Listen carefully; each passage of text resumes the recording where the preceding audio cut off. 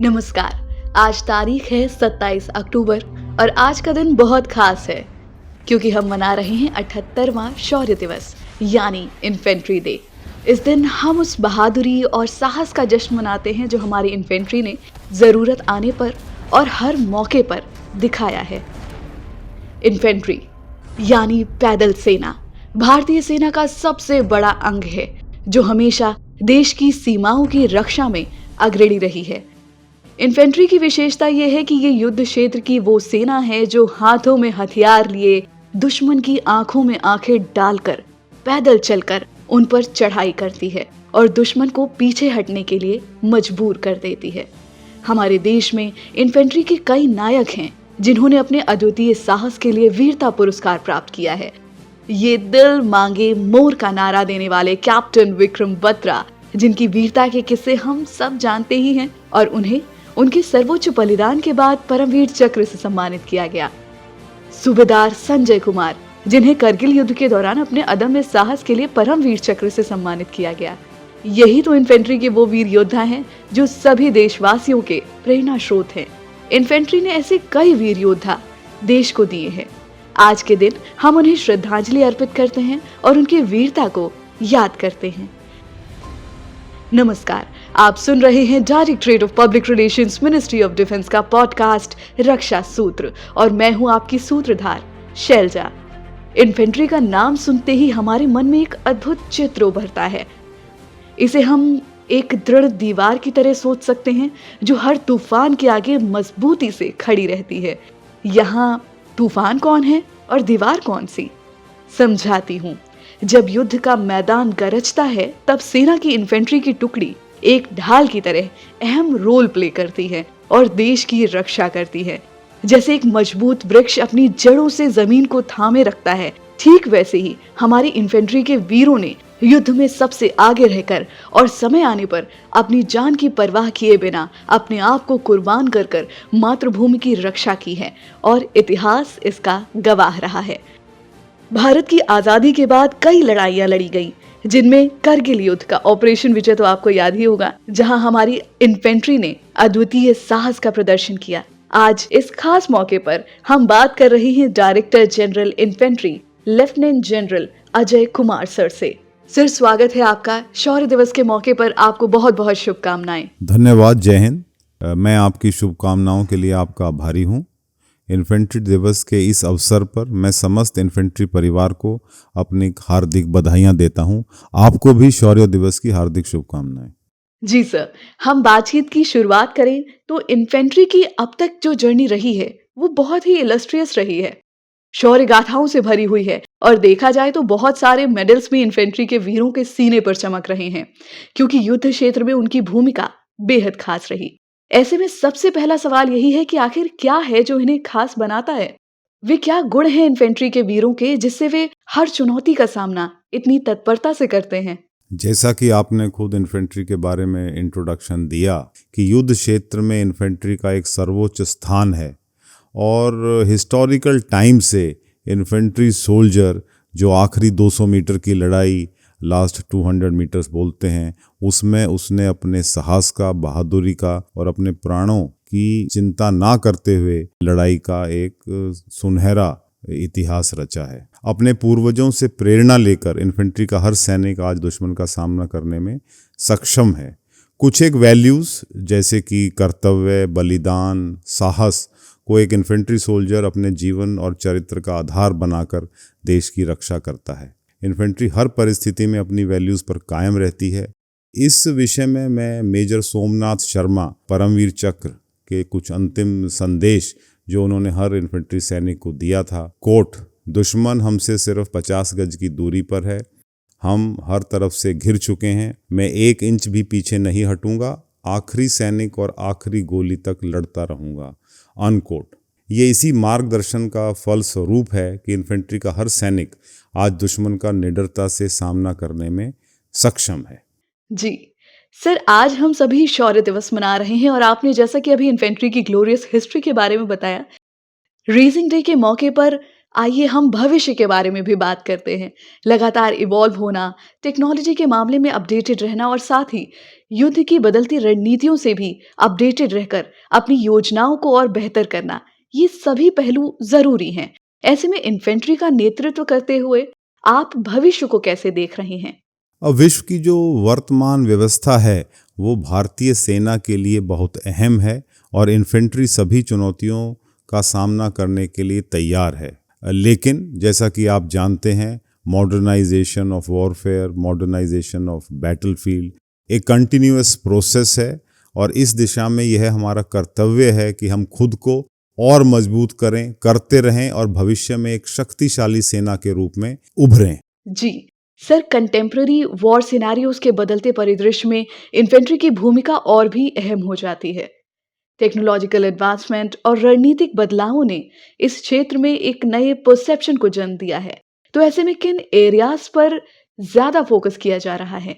इसमें कुछ एक चीज़ों पर जिसमें हमने ज़्यादा फोकस किया है, ज़्यादा एम्फेसिस दिया है इम्पोर्टेंस के हिसाब से, उसमें technology infusion, artificial intelligence driven decision support system, big data analysis, drone and anti drone systems, cyber and electronic warfare, communication and networking, आधुनिक हथियार, गोला बारूद, डेडिकेटेड कस्टम और टेलर मेड लॉजिस्टिक सिस्टम और साथ ही आले दर्जे की सर्वाइवेबिलिटी, प्रोटेक्शन और सर्वोपरि ऑप ओरिएंटेड ट्रेनिंग के प्रयासों को निर्देशित किया जा रहा है। मैं आपके माध्यम से आपके श्रोतागणों को आश्वासित करना चाहूँगा कि भविष्य के खतरे को सामने रखते हुए इन्फेंट्री ने अपने आप को मजबूत किया है और इस काबिल बनाया है कि वह युद्ध के हर स्थल में दुश्मन पर विजय प्राप्त कर सके। जी सर, जैसा कि आपने टेक्नोलॉजिकल इंटीग्रेशन के बारे में हमें बताया और वर्ष 2024 इस मामले में सेना के लिए काफी अहम है, क्योंकि इंडियन आर्मी इस वर्ष को ईयर ऑफ टेक्नोलॉजी एब्जॉर्प्शन के रूप में मना रही है। तो इसके बारे में भी हमें विस्तार से बताएं। जैसा कि आपने खुद ही बोला, टेक्नोलॉजी सिर्फ सेना के साथ संबंधित नहीं है। पूरे संसार में हर एक फील्ड में टेक्नोलॉजी की जो इम्प्रूवमेंट है बहुत ही तेज़ी से चल रहा है और इससे एक सैनिक और युद्ध करने की धारणा में भी बदलाव आना चाहिए, बदलाव आना ज़रूरी है। इसी को मद्देनज़र रखते हुए अगर मैं पहले नीचे से शुरू करूं तो एक रिक्रूट की ट्रेनिंग, एक इन्फेंट्री सोल्जर की ट्रेनिंग सभी टेक्नोलॉजी एनेबल्ड है। कम समय में ज़्यादा एफिशिएंसी के साथ उसको ट्रेनिंग कराई जा रही है। जब वो सैनिक बन जाता है, एक अपनी यूनिट में ज्वाइन करता है, उसके बाद भी ट्रेनिंग के दायरे में जो भी टेक्नोलॉजी या लेटेस्ट इक्विपमेंट इस्तेमाल किए जा सकते हैं वो किए जा रहे हैं।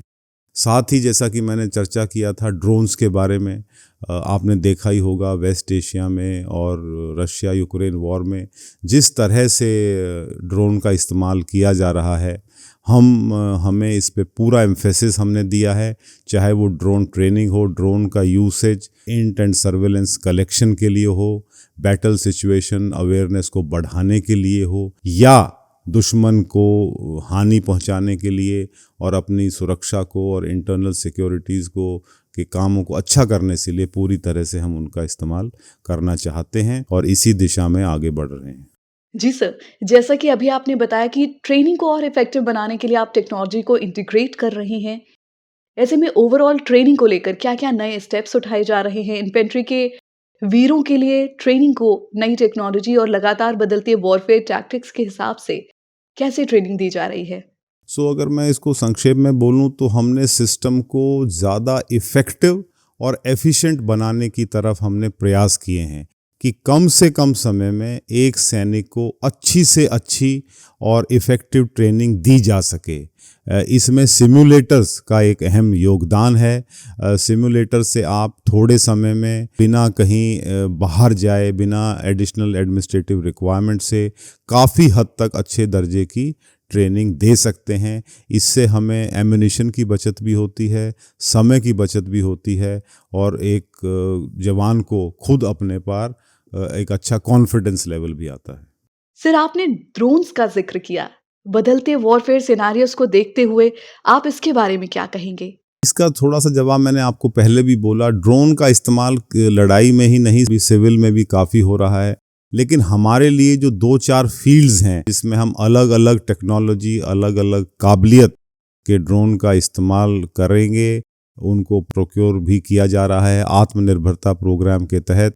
इसमें ड्रोन ट्रेनिंग के लिए इस्तेमाल किया जाएगा। ड्रोन एक दुश्मन की या अपने टेरेन की जानकारी हासिल करने के लिए और वेपन डिलीवरी के लिए या ऑफेंसिव रोल में भी उनको इस्तेमाल किया जाएगा। जी सर, इसी के साथ एक और सवाल जुड़ता है कि वेपन सिस्टम और फायर पावर को और प्रभावशाली बनाने के लिए आपका क्या विजन है और आप किस तरीके से इस दिशा में आगे बढ़ रहे हैं? ये modernisation of weapons and equipment एक कंटिन्यूअस प्रोसेस है। इसी के तहत अभी जो नए वेपन हमें ज़्यादा सूटेबल लग रहे हैं उनके बारे में चर्चा चल रही है।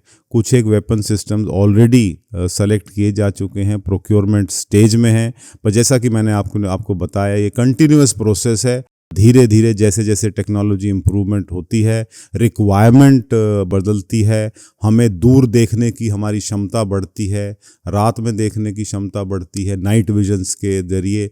तो ये एक लगातार इम्प्रूवमेंट का प्रोसेस है और ये जारी है।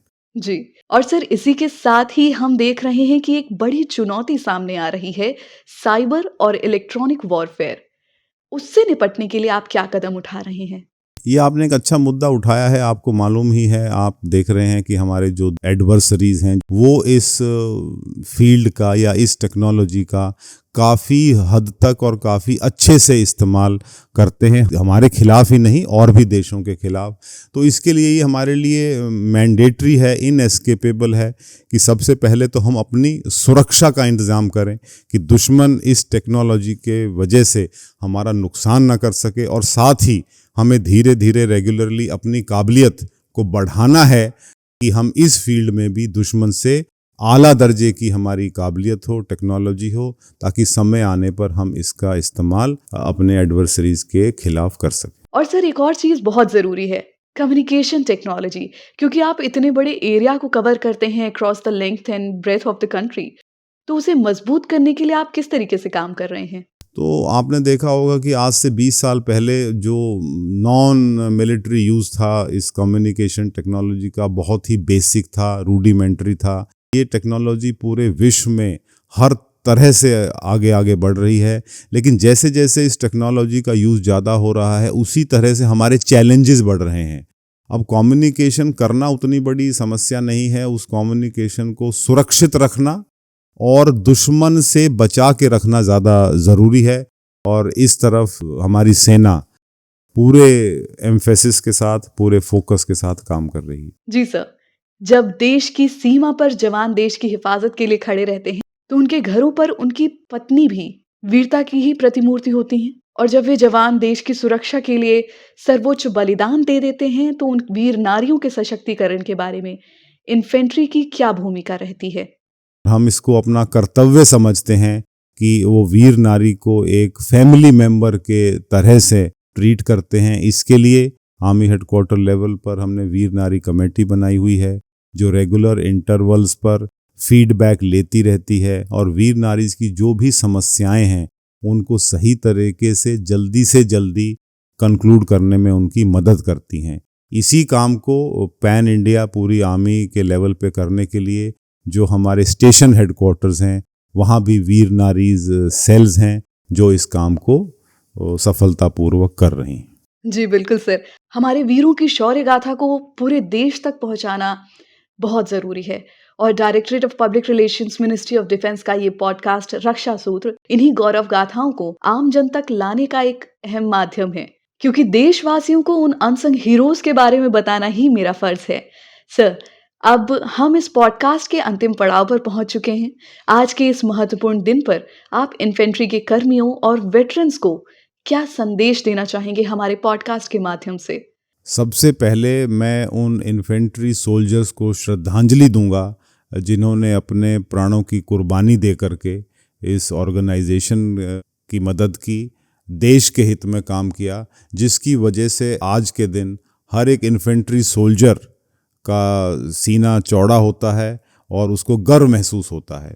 इसके बाद मैं सभी वेटरन्स को शुक्रिया अदा करना चाहूँगा कि उन्होंने अपने पूरे मन लगा के अपने कंफर्ट्स की चिंता ना करते हुए इंडियन आर्मी में इन्फेंट्री यूनिट्स में सर्विस की है और अपनी पूरी काबिलियत के साथ अपना कर्तव्य निभाया है। उसके बाद मैं उन सब सैनिकों को बधाई देना चाहूँगा जो आज के दिन कार्यरत हैं और पूरी निष्ठा से ख़राब मौसम में, ख़राब टेरेन में, अनकंफर्टेबल सिचुएशन में अपनी परवाह ना करते हुए भी इन्फेंट्री की, इंडियन आर्मी की और देश की सेवा कर रहे हैं। इस मौके पर मैं सभी फैमिलीज़ को, वीर नारीज़ को और जो हमारी फैमिलीज़ हैं कार्यरत सैनिकों की, उनको भी इन्फेंट्री दिवस के मौके पर हार्दिक शुभकामनाएं देना चाहूँगा। बहुत बहुत शुक्रिया हमसे जुड़ने के लिए और हमारे लिए समय निकालने के लिए सर। जय हिंद, धन्यवाद। दोस्तों, आज के इस विशेष एपिसोड में हमने इन्फेंट्री की महत्वपूर्ण भूमिका और उनके अदम्य साहस की गाथाओं पर चर्चा की। हमने जाना कि कैसे समय के साथ इन्फेंट्री ने खुद को नई तकनीकों और युद्ध की रणनीतियों के अनुरूप ढाला है और कैसे हमारे जवानों की ट्रेनिंग आधुनिक चुनौतियों का सामना करने के लिए विकसित हो रही हैं। हम शौर्य दिवस पर हमारी इन्फेंट्री के वीरों को सलाम करते हैं और उन्हें विश्वास दिलाते हैं कि उनकी सेवा और समर्पण को कभी नहीं भुलाया जाएगा। आप सभी लिसनर्स का समय देने के लिए बहुत बहुत धन्यवाद। अगले एपिसोड में हम फिर मिलेंगे। तब तक के लिए सुरक्षित रहें और गर्व के साथ जिस भी तरीके से देश की सेवा कर सकते हैं करते रहें। This is me Shailja signing off. धन्यवाद। जय हिंद। Directorate of public relations, ministry of defence के इस पॉडकास्ट का निर्देशन public relations officer defence Manoj Rurkiwal और ब्रॉडकास्टिंग ऑफिसर आनंद सौरभ द्वारा किया गया है।